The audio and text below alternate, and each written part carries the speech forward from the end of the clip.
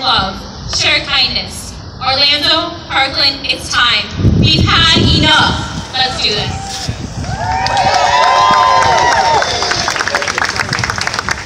I want to thank each of you for being here tonight. It means a lot to me personally, and I'll tell you a little bit of my own personal story later, but from a very personal place, I think this means a lot to Orlando. You're going to hear about solidarity tonight.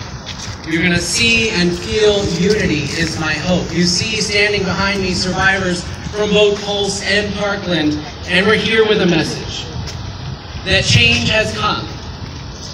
You'll hear from community leaders that agree that change has come.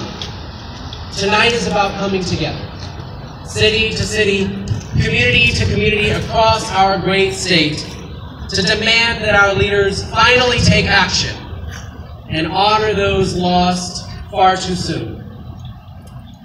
For the first set of speakers you're going to hear from, you'll hear from survivors, both Pulse and Parkland. You'll hear from family members of those lost. I won't tell their stories because they will tell them better than I ever could.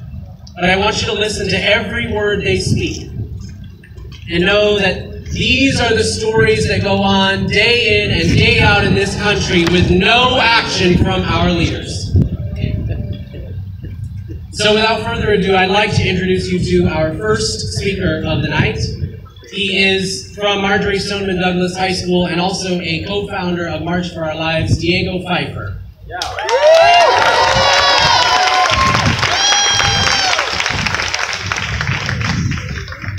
So my name is Diego Pfeiffer. Thank you very much. And nowadays I go by many names. I am a co-founder of March for Our Lives. I'm actually a secretary there. I am a new Douglas graduate. And before that, thank you. Before that, I was just another senior who experienced tragedy. And before that, I was just a kid who didn't care enough about politics to even know who my politicians were.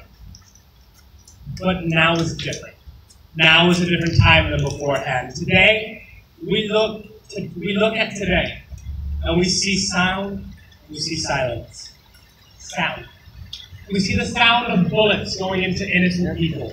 We see the sound of violence on our street, the sound of violence in our schools, in our nightclubs, the sound of violence against innocent people, against children, and then silence.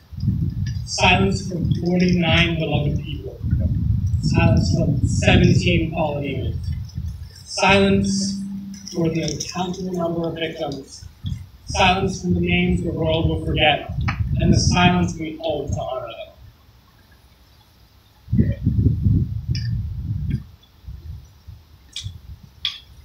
But in silence, there is room for sound. For the past 4 months, I've worked and I've worked and I've worked to fill up that silence with something else that I could live with, something that could fix America. Little did I know that it wasn't America we were fixing. It was America we were tapping into. The march embodied all the best parts of America. It was the feeling that we can make change, that we can provoke change. We, the people of the land of the living, are now speakers for those of the dead. We are the sound of change, the sound of revolution, the sound of struggle, yes, the sound of struggle for peace. Today we remember the many who have fallen, and we rise with them. To honor them, we raise our voices to the power that be. We chant, and we sing, and we march. And to those powers that be, to those almighty politicians standing on their high thrones, what do you see? Today we see silence from them.